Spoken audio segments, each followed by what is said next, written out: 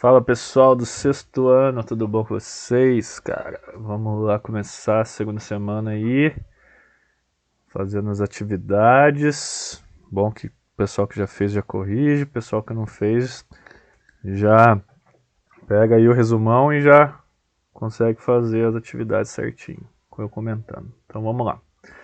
Unidade temática, a invenção do mundo clássico, contraponto com outras sociedades. Objetivo de conhecimento: povos na antiguidade da África, os egípcios, no Oriente Médio os mesopotâmicos e nas Américas pré-colombianos.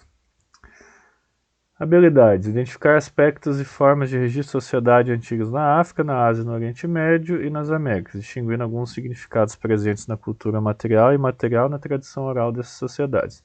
Então, a habilidade que vocês têm que desenvolver, vocês vão ter que conhecer as sociedades antigas da África, da Ásia e do Oriente Médio, das Américas, distinguindo. O que é distinguir? Você diferenciar, você falar o que um tem e o outro não tem, o que um tem e o outro não tem. Sobre a cultura material, então são as coisas que eles construíram, as pirâmides, os monumentos, estátuas, etc.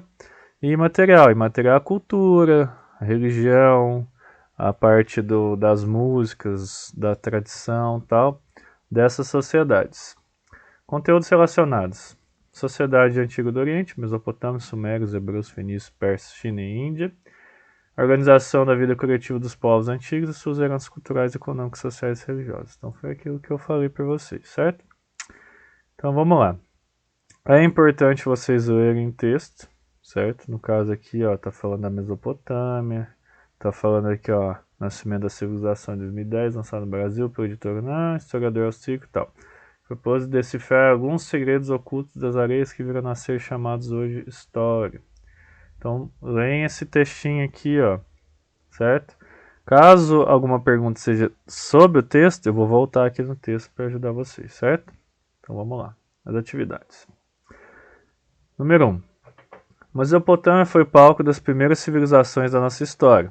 Os sumérios, em aproximadamente 3.500 anos antes de Cristo, já tinham formado uma série de cidades que se destacaram como as mais importantes da região: Ur, Uruk, Nippur e Lagash. Eram conhecidas como cidades-estado. O que é cidade-estado? Eram cidades que tinham a administração, tinham um rei ou um representante, e uma não dependia da outra, então elas não formavam um país. Cada cidade era como se fosse um país. Ou seja, olha lá, eram independentes entre si. Então essas cidades não formavam um país, cada uma tinha uma administração própria. Esse povo se dedicou ao comércio local e também com outras cidades distantes. Com o crescimento dessas atividades, os sumérios começaram a registrar suas transações comerciais. Esses registros eram feitos pelos escribas, que eram pessoas que tinham um treinamento para a escrita, não eram todas as pessoas que escreviam. Então, os escribas, eles faziam controle, faziam os registros, faziam, por exemplo, o controle de quanto que produziu na agricultura, etc. E também a parte de religiosidade, para explicar como que é e tal. Em tabuletas de argila, como podemos observar na imagem a seguir. Então, aqui está uma imagem como se fosse, vamos supor que seja um pedaço de argila, né, que está falando aqui, como se fosse um papel hoje em dia, onde eles escreviam.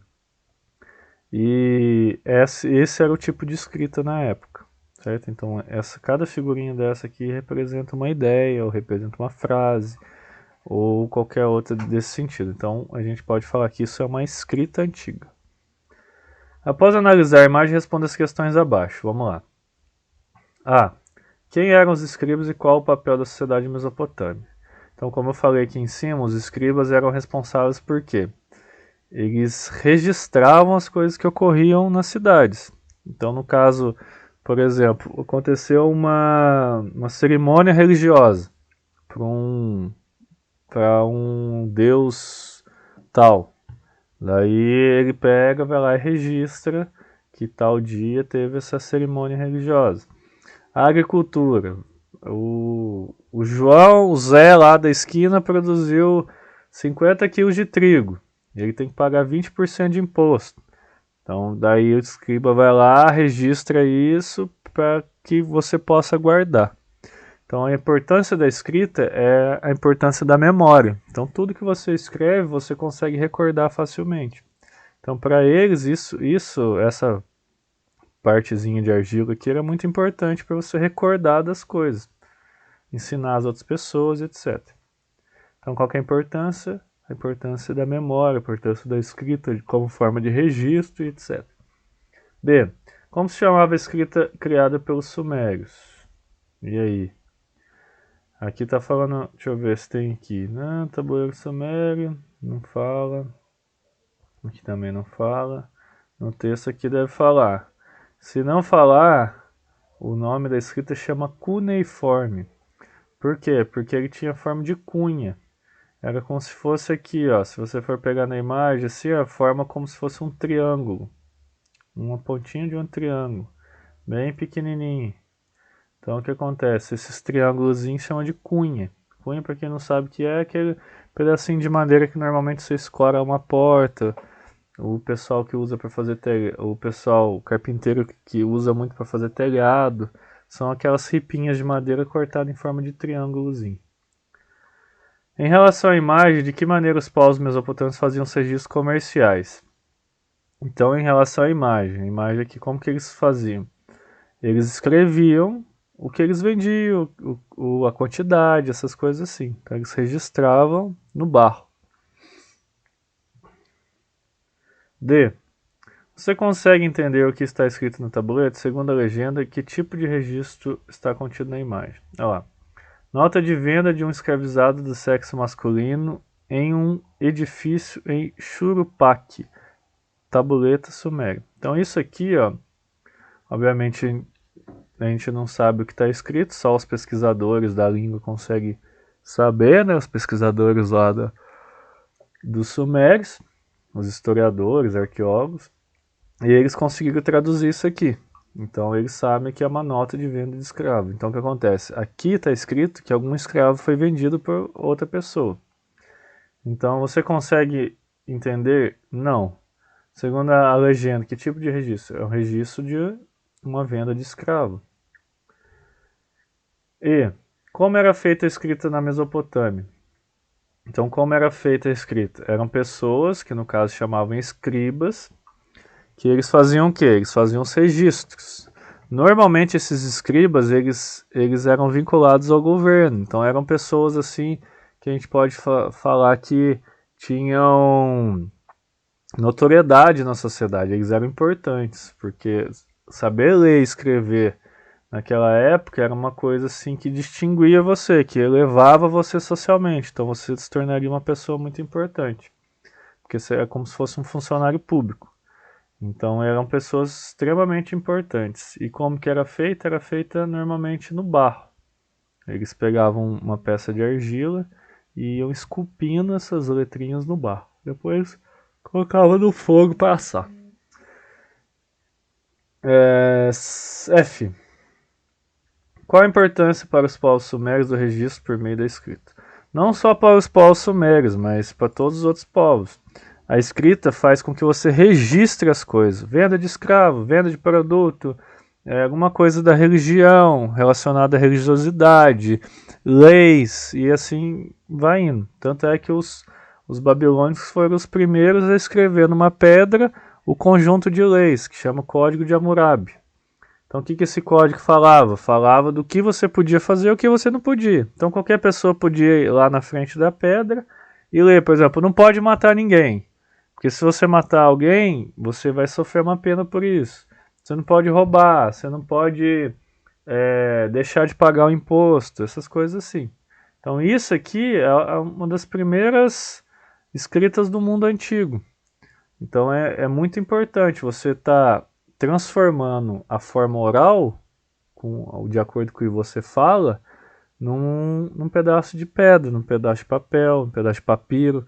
Então você está transformando a sua oralidade, a sua fala, em símbolos que as pessoas conseguem entender. Então é um registro. A gente chama de registro histórico. 2. Aí o Código de Hammurabi. Ó. Durante o Império Babilônico, logo após a unificação da Mesopotâmia, o imperador Hammurabi ganhou destaque por ter criado um dos primeiros códigos de lei, o Código de Hammurabi. Esse código era composto por centenas de leis, muitas delas baseadas em costumes dos povos sumérios e também em códigos anteriores ao reinado do Império Babilônico. Então essa pedra aqui, ó, aqui em cima está o Hammurabi, e ela, toda essa parte de baixo, onde está o Hammurabi aqui embaixo dele, ela é toda escrita, ó. Ela tem vários escritos nela, ó. Então o que acontece? Essa pedra aqui tinha as leis, e ela ficava exposta para as pessoas conseguirem ler, para saber quais eram as leis do reino. Descreva o que você observa na imagem acima. Então o que a gente pode observar? É uma pedra, bem grande, né, por sinal, e que o corpo dela, a parte de baixo, está toda escrita por códigos, que é uma escrita que a gente chama de cuneiforme.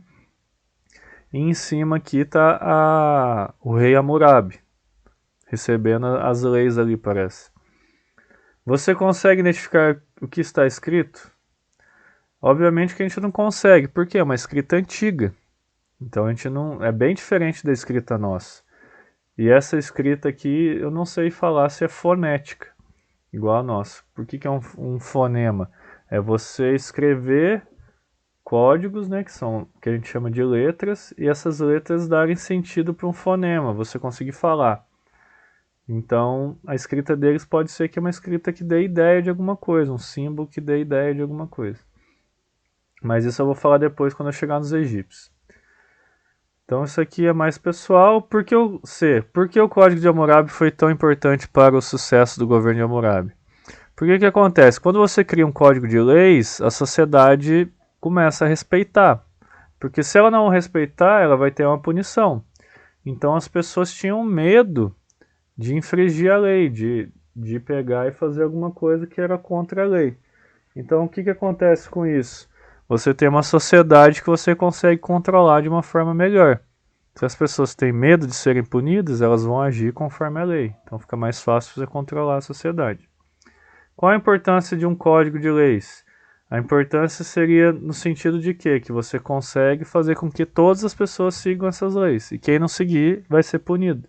Então a importância é de um controle social, que as pessoas consigam viver em harmonia. Nos dias atuais, qual é o nosso mais importante código de leis? No caso, no Brasil, são vários códigos de leis. Tem o Código Civil, tem o Código de Lei Criminal, tem o Código Trabalhista, são vários códigos, tem a Constituição.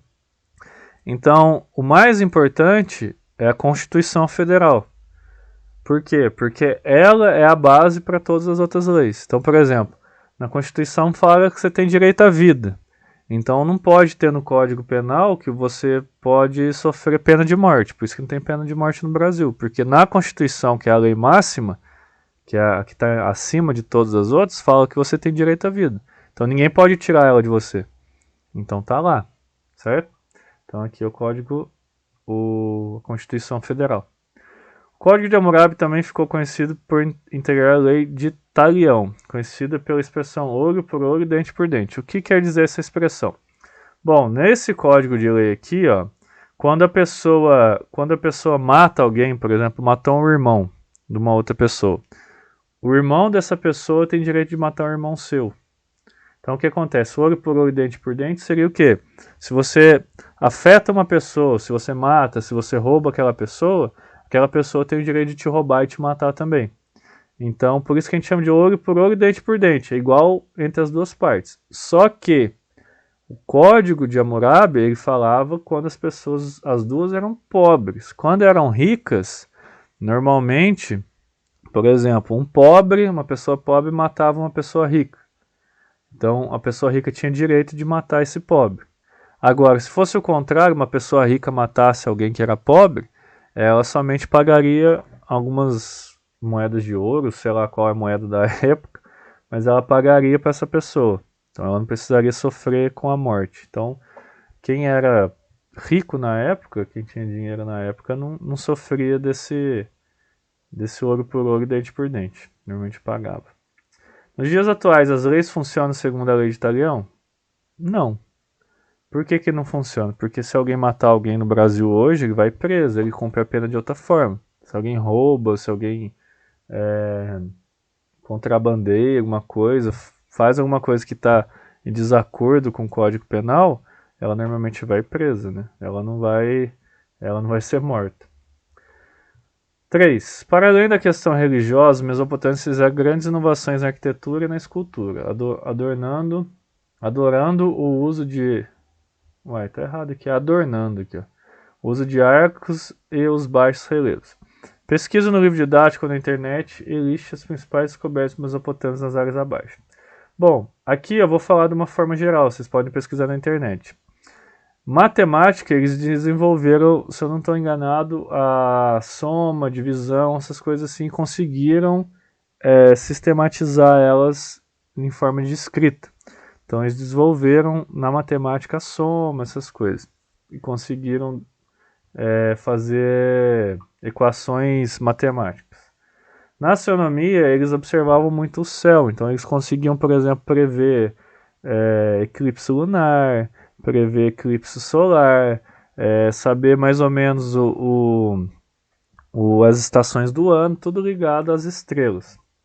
E a escrita, eles desenvolveram a escrita cuneiforme, mas vocês podem pesquisar na internet que tem mais outras coisas interessantes. Depois, qualquer coisa, eu deixo um linkzinho para vocês pesquisarem. Após identificar as principais descobertas dos impérios mesopotâmicos na astronomia, matemática e escrita, responda as questões. Qual a importância dessas descobertas para os povos mesopotâmicos? Bom, os povos que desenvolveram a matemática, eles conseguiram construir casas e monumentos maiores, porque eles sabiam as proporções, etc. Eles sabiam também na astronomia, se você conseguir dividir o ano em temporadas de colheita e não colheita, ou estações do ano, melhor dizendo, você consegue ter alimento o ano todo. Na escrita, eles conseguiam registrar as leis, conseguiam registrar a parte da matemática, etc. B.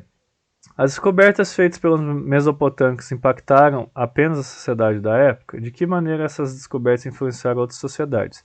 Como eles eram povos comerciantes, os mesopotâmicos, então eles acabavam que transferiam esse conhecimento para outros povos. Isso era uma coisa muito comum na época. Então, por exemplo, eles desenvolveram a escrita. Daí outros povos tiveram contato com eles, por exemplo, um viajante, alguma coisa assim, virou, mas o que vocês estão fazendo com esse pedacinho de argila aí? Daí o cara explicava, falou, não, eu estou escrevendo. Falei, mas o que é isso?